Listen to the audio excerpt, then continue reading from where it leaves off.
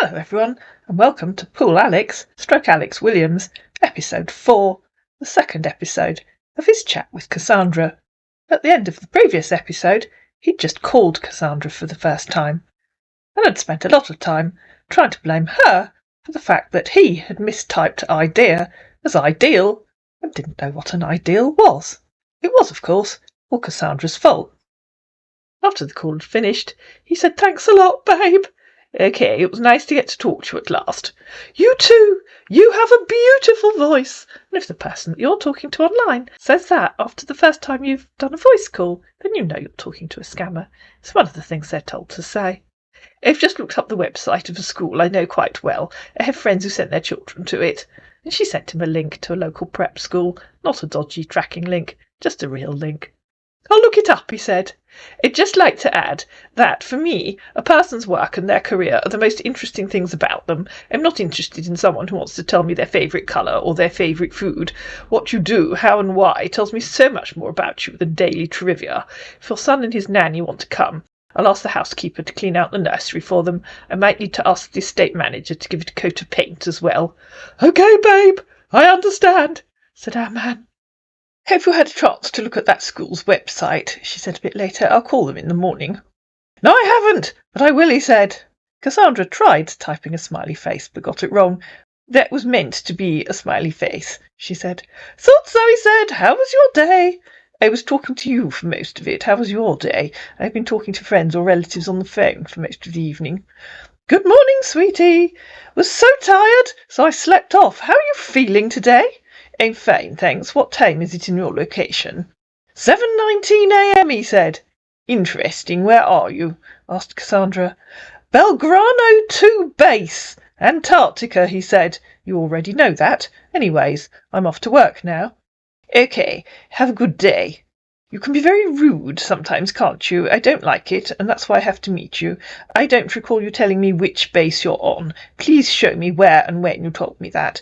Just FYI, I think there are 9 different time zones in Antarctica. Are you a quick-tempered man?" "I phoned the school," she said a bit later. "They can take your son. There's 1 student in that class who'll be leaving at Easter, but I can't make the arrangements as I'm not his parent. They've asked if you'd phone them, please, and discuss admission. He'll need a uniform, etc. You need to phone admissions on this number." And she gave a screenshot from the school website with their phone numbers on. "Term starts on the 25th of April. Do you have any idea when he and his nanny will arrive here? I can meet them at the airport if I know when they're coming and which flight they're on." "Okay, babe. I'm not quick-tempered. And thanks a lot for the inquiries. I'll talk to his nanny to get their papers ready. How are you doing?" "Yeah, I'll inform you immediately when they're coming, babe." "You haven't told me how I was supposed to know where you are in Antarctica, or are you avoiding the question as usual because you know you didn't tell me?" "I'm trying to avoid the question," he said. "Just thought I did. I'm not short-tempered. Just thought I did."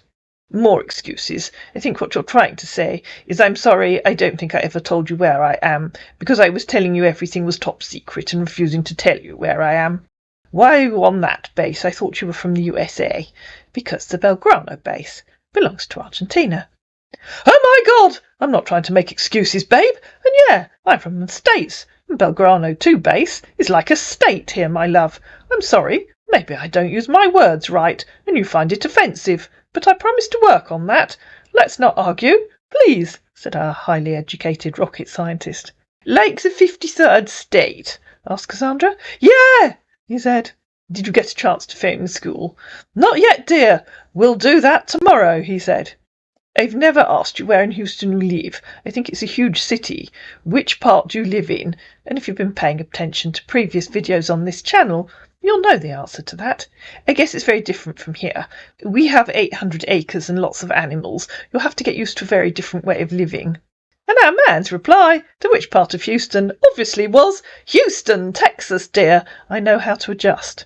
"Yes, I know Houston is in Texas. I asked you where in Houston you live. Which district of Houston?" "Montrose," he came back. "I just looked it up on Wikipedia. I see it's the centre of the LGBT community. Are you bi?" "I'm not bi. Why would you think that?" "Just curious, as you live in an LGBT community," replied Cassandra. "No, I'm not. What are you up to?" Sliding down the banisters, wondering if I can stop before I hit the wall at the bottom. What are you up to? Did you phone the school? Just took a short break, he said, having bad ache. Bad ache? Where?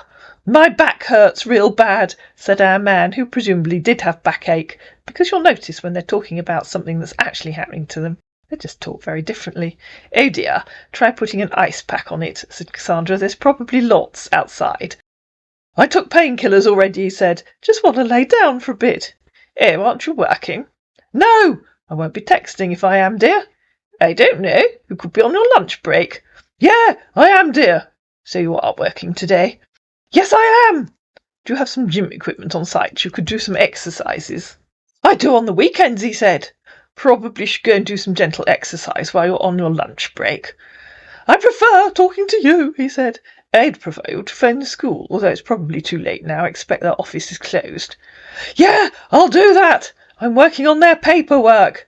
I'm not sure you're taking this seriously, said Cassandra. If your son wants to come, you have to express interest in that place as soon as possible. Otherwise someone else will take it. It's a very popular school. What paperwork? You mean you have phoned them? Babe! They need a UK visa, so I'm working on that. You mean your son and his nanny need visas? Not my son, his nanny. Oh, won't they both need visas? My son has a UK visa. We've been there before, remember? I have no idea how long a UK visa lasts for, said Cassandra. I'm just working on their paperwork, he said. Before the weekend, I'll know what the next step is. Okay, replied Cassandra. I'll keep you updated. Talk later, dear. Hey, babe! Good morning, she said, having ignored him for the rest of that night. It's sunny this morning, which is good, as it was really windy and raining hard yesterday. I have someone coming to look at 2 of the ponies this morning. They're looking for a matching pair so their teenage daughters can take part in gymkhanas. Good morning, dear. Busy day, I guess.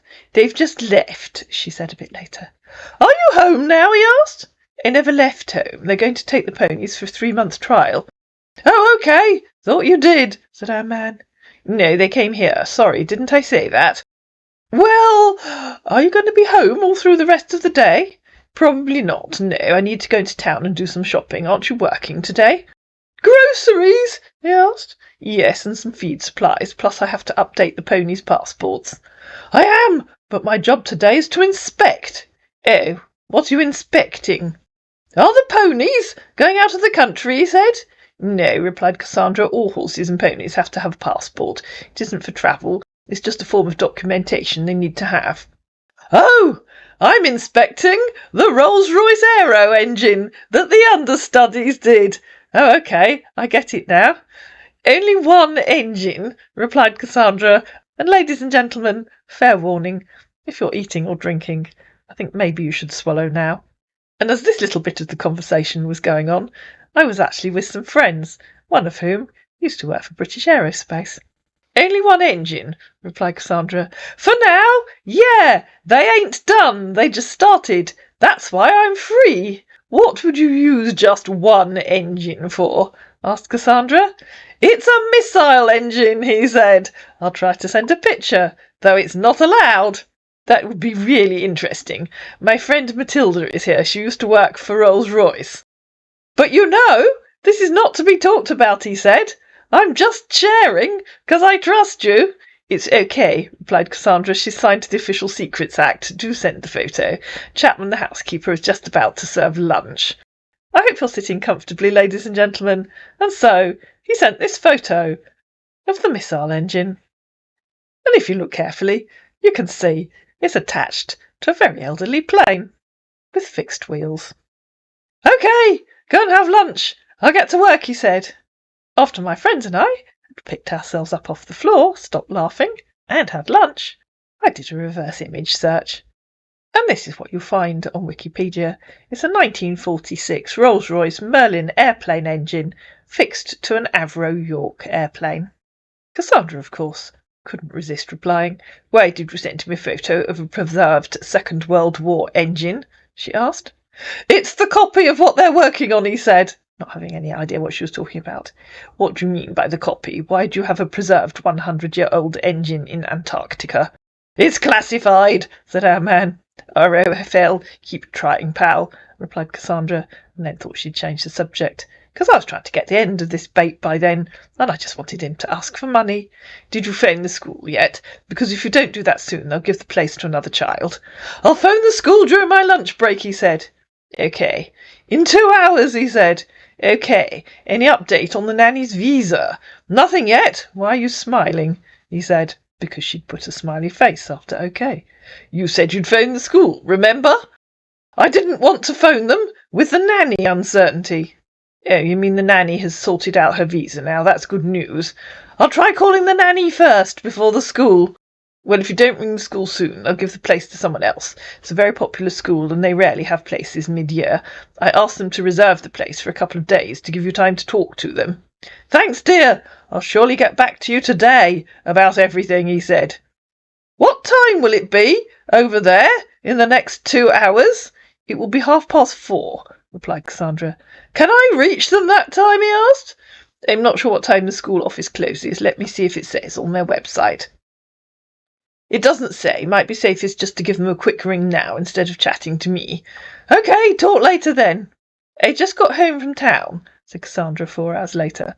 I called the school today, he said, but the connection was poor. Couldn't hear, so I'll try again tomorrow. OK, said Cassandra. They left a message on my answering service while I was out.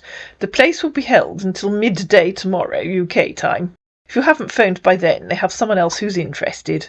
I'll try my best, and thanks for the efforts so far, he said. OK, said Cassandra. At midday the next day, I just rang the school. They tell me you didn't phone, or email, or message them, so they've given the place to someone else. I'm sorry that your son's schooling is so unimportant to you. I'll leave you to find a school for him, but he can't come here if you haven't found a school place for him. So I suggest you make that your priority for today. The new term starts in 4 weeks' time. And now you've disappeared. You aren't coming, are you? You're just making a fool of me. I don't like it. What do you think? He said. You think I have time to fool you? I have issues at work. You think I don't care about my kid? I'm not a stupid father, OK? You're so judgmental, you know. Why would I bring this up if it's not important? That sounds like a load of excuses, said Cassandra, trying to blame me for the fact that you didn't contact the school. Load of excuses? I don't blame you for anything. And yes, I do think you're making a fool of me. I had to give the school a lame explanation for why you hadn't contacted them, despite the fact that you told me you'd do it 2 days ago. Yes, a load of excuses. You had plenty of time to talk to me, but you couldn't spend time to contact the school. Things ain't the way it seems, but thanks for the efforts, he said, and I'm sorry for what you had to do. If that isn't excuses, I don't know what is, said Cassandra. Let me know if he's still coming, and if you've found a school. I'm beginning to think you aren't serious about coming. I've been made a fool of before, and I won't let it happen again. What do you mean, you've been made a fool of before? He asked. That was 20 years ago, said Cassandra. He led me on and told me all sorts of things he claimed we were going to do, then disappeared, only to come back 6 months later, married to some tart 10 years younger than me. Oh, my God! And you think I'm the same, right? I'm beginning to think so, replied Cassandra. You tell me you want to send your son here, but can't even be bothered to send a simple email to the school. Don't you think we're too old for games? He asked. Yes, I do, so please stop playing them. I don't play games, he said. You told me on Wednesday that you'd contact the school 2 days ago, but you didn't. If that isn't playing games, I don't know what is. If you couldn't email them, you could have sent them a text, left a voice message, but nothing.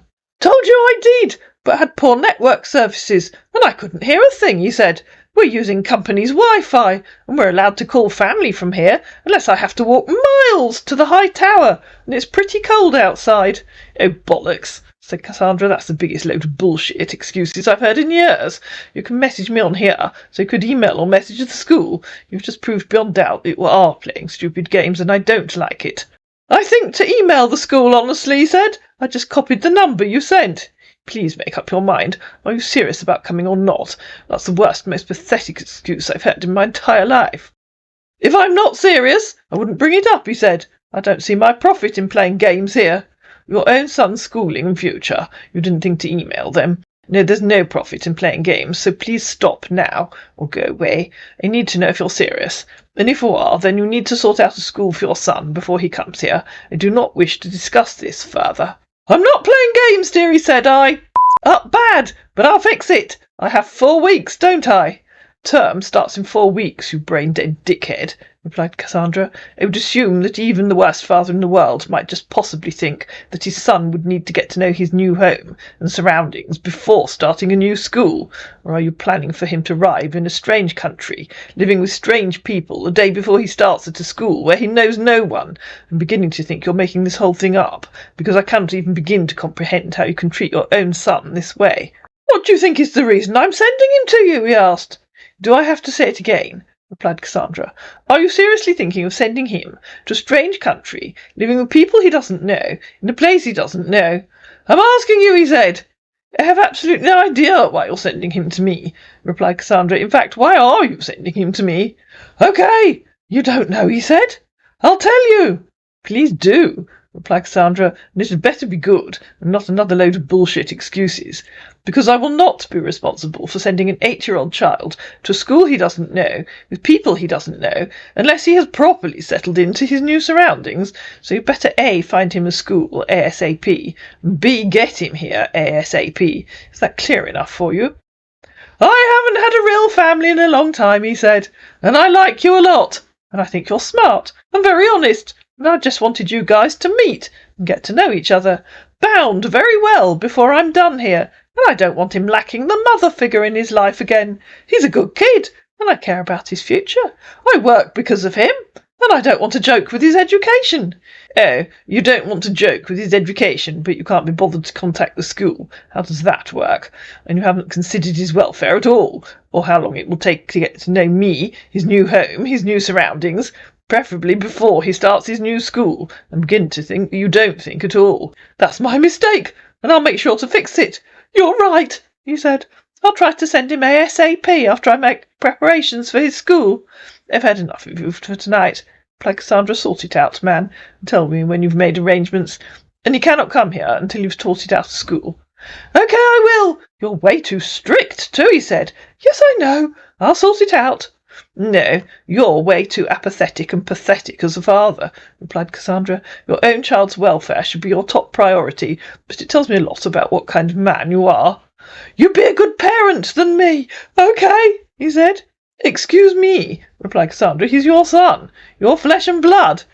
Here we go again, he said. We haven't met yet, and you're already judging me. One more pathetic excuse. One more, and I withdraw the invitation, replied Cassandra. Oh yes, I'm judging you on your total refusal to take your son's welfare seriously. And so he called her. Good evening.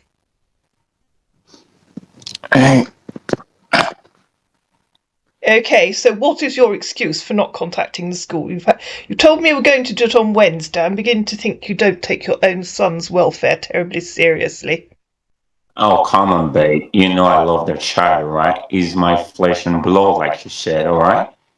Well, I don't know that you love him. You're not showing that you do. Okay, can you please stop being judgmental for once? Can you please stop not taking your own son's welfare seriously? It sounds to me as if you're just trying to send him here, to palm him off on me so that I will look after him for you. And why would I want to do that? I have absolutely no idea, and I am very sick of your pathetic excuses. As I said, I have absolutely no idea why you would want to palm him off on me, and I'm very sick of your pathetic excuses and your pathetic attempts to blame me for being too strict. So, if you can't be bothered to take your own son's welfare seriously, I'm not entirely sure I want either of you here.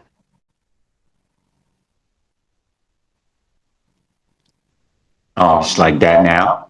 Yes, it is. If you can't take your responsibilities as a father seriously, and all you're going to do is keep making excuses and blame me, then I'm terribly sorry, but I really don't think you're the kind of man that I want anything to do with. Okay, first of all, I'm not blaming you for what you did. I'm just telling you you're strict. That's all. What am I blaming you for? Not your fault. You went in and you looked for a school, and it's my fault for not contacting the school. Aside from that, what exactly am I blaming you for? Well, you keep throwing it back at me as you're doing now. I think what you're trying to say is, oh dear, I'm a pathetic father. Yes, I told you I would contact the school on Wednesday.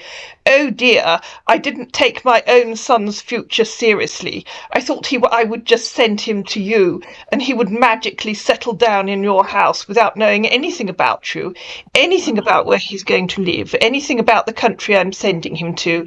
Oh no, you'll probably just send him to school because you'll be his mother, and so I don't actually have to do anything anymore. Oh my God. I am not getting the vibe from you that you're taking your Oh son's my God. welfare seriously. All you're doing is Oh making my God. excuses. You see, you're doing it now. All you're doing is making excuses for why you're not taking your son's welfare seriously. A proper father and a real man would be telling me all the schools that he's looked at. You've had several days now to look up all the schools in the area, which of course is exactly what a proper father would have done. And you would have contacted some of them, or at least you would be asking me about them, instead of trying to tell me all the excuses for why you haven't done it. Okay. Okay. I understand you. I Excellent. know you for sure that you like your things well prepared for. All right. Like it's supposed to be. Okay. And I'm sorry about that. That's my mistake. I'm not blaming it on you. All right. Okay, so You can call what are me. you going to You can do? call me. You What can are you call me going whatever names you want. I haven't called you any names. As I'm What talking to you right now, I'm looking for schools already. excellent. Okay. Excellent. I So know what I should do. excellent. So I suggest you get on the internet and Google schools close to us, and then you'll find out. Well, you tell me what you've decided you're going to do. Definitely, I'm going to ask you about the schools. I'm just trying to No, you're see not. where I No, can you're get. not. You are not going to ask me about the schools. You're his father. You're going to sort it out. Come on, babe. If it's school, I have to ask you what you think about a school. No, you don't. He's your son. You have to sort it out for yourself. I have never even met this child. I have no idea what he's like. I have no idea what his likes and dislikes are. I have no idea what he is and isn't good at. I have no idea what his social skills are like, what his academic level is like, or what kind of school would suit him. He's your child. It's up to you to sort it out. Okay. If you say it like that, okay. No, it's not if I say it like that. You're his father. Okay. I just thought maybe we would be making the decisions together, but now that I pissed you off and you're backing out, it's okay. Excuse me, I am not backing out, and you're trying to blame me again and push your own responsibilities onto someone else. He is your child. It is up to you to sort it out. You told me that you would contact the school that I found. You haven't done it, and then you make some pathetic excuse about not thinking to email them. I'm sick of your excuses. I'm sick of everything. So please sort it out and let me know what you've sorted out. And as I have said, I will not have him here less than 2 weeks before he's due to start school, and I need to know which school he's going to. Okay. And you need to sort it out, and no more attempts at trying to tell me that I should be doing it. Yeah, I understand. Excellent. How are you doing? I am done, and so should you be. You should now be on the internet trying to find him a school. How you doing?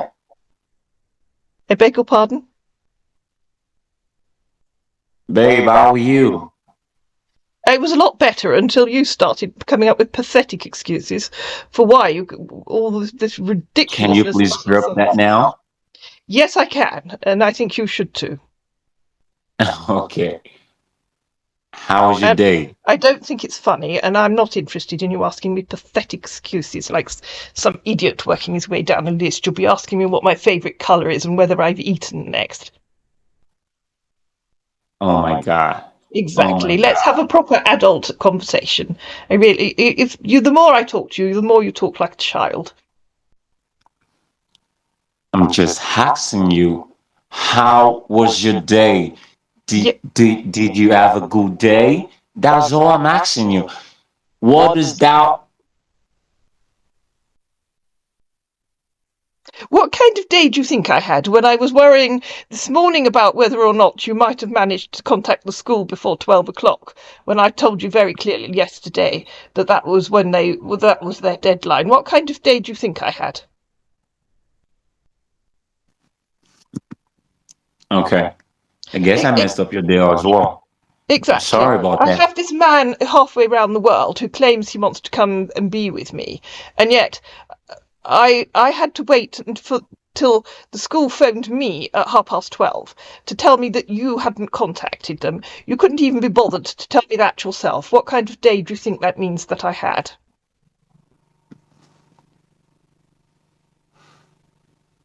Yeah, you see, you can't even explain yourself, can you? You don't actually have anything to say for yourself, do you? Why don't you tell me what kind of day you had? What have you been doing today? First of all, it's not like I want to explain myself. I was just feeling bad for what I made you go through. That isn't what I asked you. I asked you what you were doing at work today. What kind of day have you had at work? What kind of day I had at work? I had a shitload of problems everywhere. Oh dear, how sad. What, on your Second World War engine that you managed to send me a photograph of that you found on Wikipedia, you mean? Oh wow. Oh wow. Oh wow, you found a woman that can do a reverse image search. Did you think I was totally thick? Come on. I know you're very smart, all right? So why did you send me a photograph of the Second World War engine from Wikipedia then? I explained to you, but you were not paying attention to what I'm saying. So I'm going to say it right I now. beg your pardon? Listen, listen, all right? The picture I sent you, we're trying to recreate what I sent you. And I told you how secretive this whole thing is. I can go around snapping pictures, all right? I sent you a duplicate of what we're trying to do. Recreating a Second World War engine that's on display in a museum is secretive. How stupid do you think I am, darling? You can't just understand. And I won't blame you for that. And whatever you have to say to me, if you have to curse me, insult me, I can take that. But things don't look like it seems, all right? Just take it like that. It's not a question of what looking like what it seems. I know what that photograph is of. It's of the Second World War engine in a museum. I can do a reverse image search. There is nothing secretive about the Second World War engine that is on display in a museum for everybody to see. What do you think we do here? What you think we do here? You think is it's a job everybody wants to be doing? Do you think it's fun to be here? I have absolutely no idea. Do you know what exactly we're doing here? No, I have So absolutely no. why do you keep judging? You have zero ideas what's going on here. And I'm trying to explain to you how secretive this whole thing is. But no, you're just judgmental about everything. What do you want me to do? You want me to snap pictures of everything we're doing and send to you? Well, I would have preferred you to have said, "Oh, I'm terribly sorry, we're working on something top secret," rather than sending me a photograph of the Second World War engine and telling me that it was a missile engine. I mean, that was just a plain, straightforward lie, wasn't it? And as I say, I'm not stupid, I can do a reverse image search. And I would also like to Oh know my why you God. are apparently doing military research on a scientific research base owned by Argentina when you apparently when you're apparently American. And of course, no missile research of any kind takes place in Antarctica. You're such a joking now. Because No, I'm not what you joking. I'm believe, not joking. listen, I listen. would shut up. I would prefer you to tell me what you are really doing in Antarctica. I know the whole thing you've told me is lies. There is no military research in Antarctica, and as an American, you're highly unlikely to be working in an Argentinian base. So I'd like you to tell me what you're really doing, please. Oh wow. You make me laugh, honestly. No, it's not funny. Lying is not But funny. listen, listen, listen. All right. Are you going You to know tell what me I'll another do? lie, or are you going to tell me the truth? Because if you're going to tell me another lie, I have no interest in listening to it. You don't even know what the truth is. All you No, but you do haven't told me any is yet. go. All you do is go to the internet and search and Google things. You don't exactly know what's going on. No, And you because you can't even haven't told me. understand what's going on. Do you think you're gonna search online and you're gonna see everything we're doing here online? Do No, you and think that's it? will you shut up and tell me? Stop making excuses and tell me what you're actually doing. You You know what? can't, can you? Because you don't know what you're doing. You know what? I know I'm what not you. gonna I explain. know I'm not what gonna you're telling explain me. A more. whole pack of lies is what I know. Really? Yes, because I'll just reiterate it for you, shall I, darling? You are working on an Argentinian base in Antarctica, correct? You When told did I tell you that? you told me you were in the Belgrano base. As I say, I can Google that. That belongs to Argentina. Unfortunately, apparently you can't Google it. So you're working on the Belgrano base, which belongs to Argentina in Antarctica. Is that correct? What else did you find? Or was that another lie? What else did you find? Come on, keep explaining. I can hear you. Yes, I know, and I'm not here to do your job for you and make your life easier for telling lies to other people. Are you or are you not working in the Belgrano base in Antarctica? I am. You are. So presume you're fully aware that it belongs to Argentina. Nope. You're not aware, so you don't actually know who owns the base that you're working on. Look, listen. Okay. Let me break it down for you so Yes, you can please do. understand very well. Please do. What we're doing, what we're doing, it's making instruments, all right? And we ain't making instrument for play. We're making instrument for destruction. And that is a good hideout. You can't Google where I am and where you at and think you're gonna know everything that is going on.